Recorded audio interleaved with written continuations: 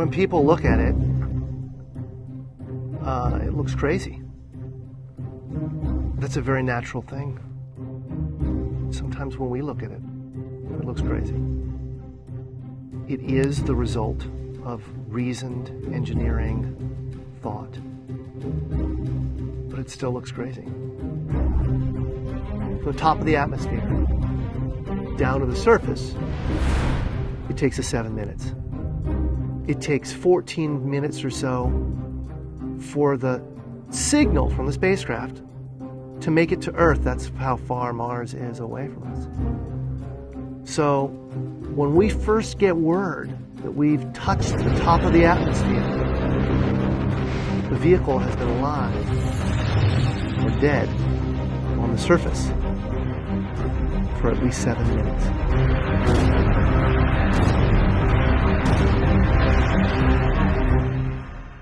Entry, descent, and landing, also known as EDL, is referred to as the 7 minutes of terror because we've got literally 7 minutes to get from the top of the atmosphere to the surface of Mars, going from 13,000 miles an hour to 0 in perfect sequence, perfect choreography, perfect timing, and the computer has to do it all by itself with no help from the ground. If any one thing doesn't work just right, it's game over.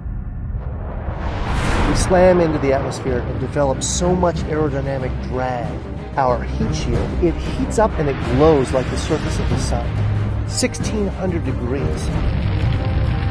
During entry, the vehicle is not only slowing down violently through the atmosphere, but also we are guiding it like an airplane to be able to land in a very narrow, constrained space. This is one of the biggest challenges that we're facing, and one that we had never attempted on Mars.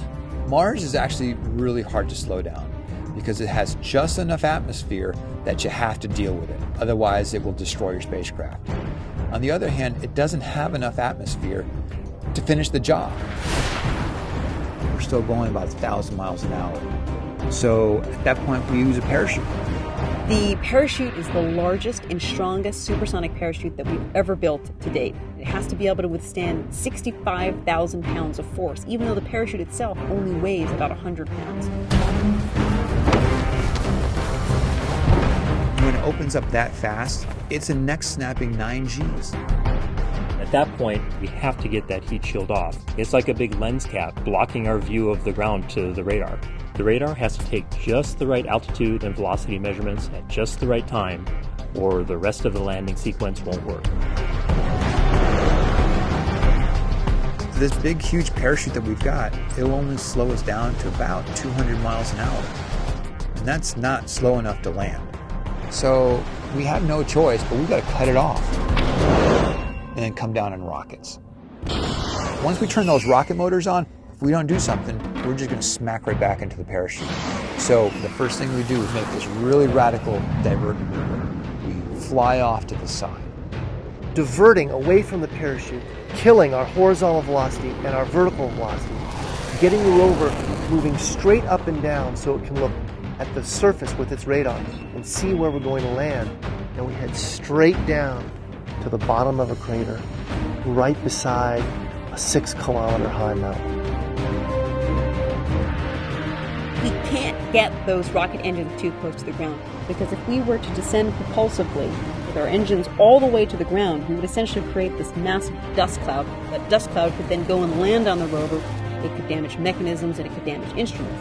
So the way we solve that problem is by using the Skycrane maneuver. 20 meters above the surface, we have to lower the rover below us on a tether that's 21 feet long, and then gently deposit it on its wheels on the surface. As the rover touches down and is now on the ground, the descent stage is in a collision course with the rover. We must cut the bridle immediately and fly the descent stage to a safe distance from the rover.